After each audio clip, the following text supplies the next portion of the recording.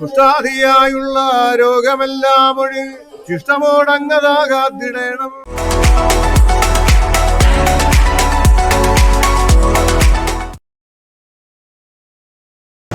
ഈ ഓളങ്ങളുടെ മനോഹാരിതയ്ക്കപ്പുറം നിഗൂഢതകളുടെ അനേകം കഥകളാണ് ഈ മണൽപ്പരപ്പിന് പറയാനുള്ളത്.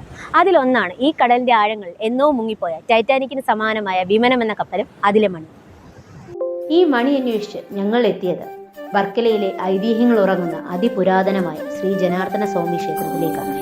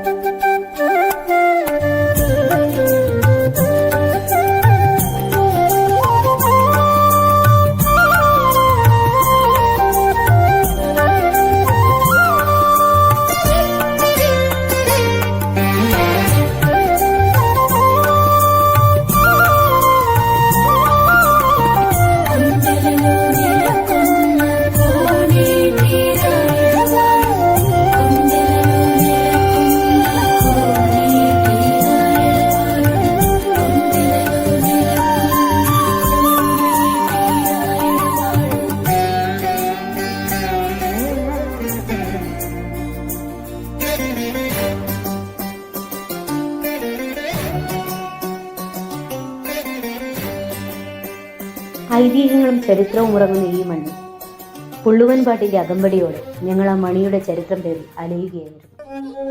ഭൂലോകമെല്ലാം നിറഞ്ഞു വസിക്കുന്ന സർപ്പാകുലാധിപന്മാരെ,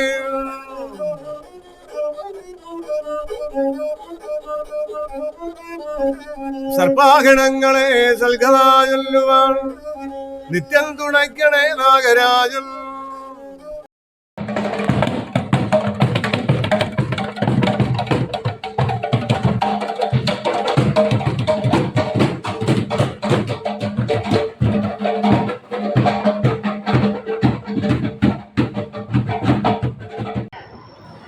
കുറച്ച് മുന്നോട്ട് വന്നാടാ.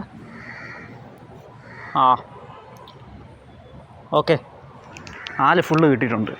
സൂപ്പർ ഫോട്ടോ, കൊള്ളാം. ഈ ആലിനൊക്കെ ഏതാണ്ട് ഒരു 500 വർഷത്തോളമെങ്കിലും പഴക്കം കാണും അല്ലേ? നല്ല നല്ല തണുപ്പുണ്ട് ഇവിടെ, സത്യം. അതെ അതെ. ചേട്ടാ, ഞാനേ അകത്തുനിന്നൊരു മണി ഉണ്ടായിരുന്നു പ്രാർത്ഥിച്ചുകൊണ്ടിരിക്കുന്ന സമയത്ത്. അത് ഏത് ഭാഷയിൽ എഴുതിക്കണം എന്ന് മനസ്സിലായി. മറ്റേ ഭാഷയിൽ, വേറെ ഏതോ ഭാഷയിൽ എഴുതി വെച്ചേക്കുന്ന മണി. അത് ഞാൻ മുമ്പ് ഒരു യൂട്യൂബ് വീഡിയോ കണ്ടിട്ടുണ്ട്. അപ്പോൾ അവർ പറഞ്ഞ ഡച്ച് മണിയാണെന്ന്. അതായത് മുമ്പ് ഈ വ്യാപാരത്തിന് ഡച്ചുകാർ ഇവിടെ വന്നിട്ടുണ്ടല്ലോ. അപ്പോൾ അവർ ഇത് കണക്ക് അവരുടെ ഒരു കപ്പൽ ഇവിടെ അപകടത്തിൽ പെടുകയും അവർ രക്ഷപ്പെട്ടു വന്നവർ ഇവിടെ കൊണ്ട് കെട്ടിയതാണെന്നും പറയപ്പെടുന്നുണ്ട്. പിന്നെ വേറൊരു ഐതിഹ്യം എന്തെന്ന് വെച്ച് കഴിഞ്ഞാൽ ഇവിടെ കടൽക്കൊള്ളക്കാർ ഇതുപോലെ ഒരു ഡച്ച് കപ്പൽ ആക്രമിക്കുകയും അതിൽ നിന്ന് ആകെ രക്ഷപ്പെട്ടു വന്ന കപ്പിത്താൻ ഇവിടെ കൊണ്ട് കെട്ടിയതാണെന്നും പറയുന്നുണ്ട്. സത്യത്തിൽ എന്താ ഉണ്ടായതെന്ന് നമുക്കറിയില്ല. ഇപ്പോൾ ആരുടെങ്കിലും ചോദിച്ചു നോക്കി, ഇവിടെ ഒരുപാട് പേരുണ്ടല്ലോ. ക്ലിഫിൽ പോകണ്ടേ നമുക്ക്? നമുക്ക് പോകുന്ന വഴി ക്ലിഫിലും ബീച്ചിലും കൂടെ ഒക്കെ ഒന്ന് കയറിയിട്ട് പോകാം. അവിടെ നല്ല ഫുഡുണ്ട് റിസോർട്ടിൽ. ഫുഡ് കഴിക്കണം പിന്നല്ലേ.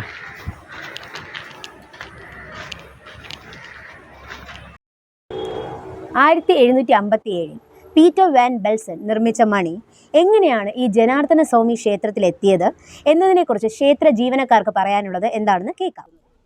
ഈ ഡച്ച് മണിയുടെ ചരിത്രം എന്താണെന്ന് വെച്ചാൽ, വർഷങ്ങൾക്ക് മുമ്പ്, അതായത് പണ്ട് ഇങ്ങനെ ഒരു ഡച്ച് ഷിപ്പ് നമ്മുടെ ഈ ക്ഷേത്രത്തിൻ്റെ പടിഞ്ഞാറേ വശം കടലാണ്. അപ്പോൾ ഈ സമുദ്രം വഴി പോയെന്നും ഇവിടെ വെച്ച് ഇങ്ങനെ പെട്ടെന്ന് ഇത് നിന്നു പോയെന്നും, അപ്പോൾ അതിൻ്റെ ആൾക്കാർ ഇവിടെ വന്ന് അത് ശരിയാക്കാനുള്ള ആൾക്കാരുണ്ടോ എന്നൊക്കെ അന്വേഷിക്കുകയും, അപ്പോൾ അന്ന് ഇവിടെ ഗ്രാമമാണല്ലോ. അപ്പോൾ ഗ്രാമവാസികൾ പറഞ്ഞത് മെക്കാനിക്കലായിട്ടുള്ള ആരും നമുക്കിവിടെ ഇല്ല, നിങ്ങൾ ഈ ക്ഷേത്രത്തിലൊന്ന് പ്രാർത്ഥിച്ചിട്ട് പോകണം, നിങ്ങളുടെ ലക്ഷ്യം എന്താണെന്നുള്ളത് അത് നടക്കുന്നുണ്ട്. അങ്ങനെ അവർ വന്ന് ഇവിടെ പ്രാർത്ഥിച്ചിട്ട് പോയി. ആ ഷിപ്പിൽ അവർ മെക്കാനിക്ക് ആയിട്ടൊക്കെ ചെയ്തപ്പോൾ ഷിപ്പിൻ്റെ ആ തകരാറ് പരിഹരിച്ച് ഷിപ്പ് ലക്ഷ്യസ്ഥാനത്തോട്ട് പോകാൻ സാധിച്ചെന്നും അതിൻ്റെ ഓർമ്മയ്ക്കായിട്ട് ആ ഡച്ച് ഷിപ്പിൽ ഉപയോഗിച്ചിരുന്ന ബെല്ല് അവർ ഈ ക്ഷേത്രത്തിലേക്ക് ഡൊണേറ്റ് ചെയ്തതായിട്ടാണ് പറയുന്നത്.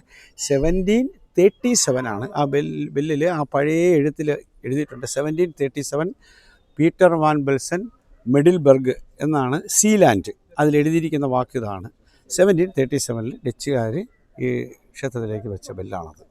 കപ്പൽ പിന്നെ മുങ്ങിപ്പോയതായിട്ട് പറയുന്നു. അത് ഈ അടുത്ത സമയത്ത് ഈ ഏകദേശം ഒരു 2-3 മാസത്തിന് മുമ്പായിട്ട് ഇവിടെ ഈ ടൂറിസവുമായിട്ട് ബന്ധപ്പെട്ട് ഈ സ്കൂബ ഡൈവിങ്ങുകാർ ഇങ്ങനെ 5 ഭാഗത്ത് ഇങ്ങനെ ഡൈവ് ചെയ്തപ്പോൾ ഇങ്ങനെ ഒരു ഡച്ച് കപ്പൽ, അപ്പോൾ അവരുടെ ഇതിലാണ് അങ്ങനെ പറയുന്നത്. ഇങ്ങനെ ഒരു ഷിപ്പ് അവിടെ ഉണ്ട്, അതവർ അതിൻ്റെ വീഡിയോസൊക്കെ അവർ ഇറക്കി. അപ്പോൾ അത് ഒരു ഡച്ച് ഷിപ്പാണെന്നും അപ്പോൾ അതിൽ ഉപയോഗിച്ചിരുന്ന ബെല്ലാണെന്നാണ് അവർ പറയുന്നത്. പക്ഷേ ആ ഒരു നിഗമനം നമുക്ക് തള്ളിക്കളയാൻ ഒക്കില്ല. കാരണം എന്ന് വെച്ചാൽ ഈ ഷിപ്പ് ശരിയായി ലക്ഷ്യസ്ഥാനത്തേക്ക് പോയെന്നേ പറയുന്നുള്ളൂ. അപ്പോൾ ലക്ഷ്യസ്ഥാനത്ത് എത്തിയോ എന്നുള്ളതൊന്നും നമുക്ക് പറഞ്ഞുള്ളൂ. സ്വാഭാവികമായിട്ട് ചിലപ്പോൾ വഴിമധ്യേ വീണ്ടും എന്തെങ്കിലും യന്ത്ര തകരാറ് വന്ന് ചിലപ്പോൾ അത് മുങ്ങിയിരിക്കാം. അപ്പോൾ അതും അപ്പോൾ ചിലപ്പോൾ അങ്ങനെ സംഭവിച്ചിരിക്കാം. അപ്പോൾ ആ ഒരു സാധ്യത തള്ളിക്കളയുന്നില്ല. നമ്മുടെ ഓരോ ക്ഷേത്രത്തിലും മൺമറഞ്ഞു കിടക്കുന്ന ചരിത്രത്തിന്റെ അവശേഷിപ്പുകൾ തേടിയുള്ള യാത്ര ഞങ്ങൾ ഇനിയും തുടരും.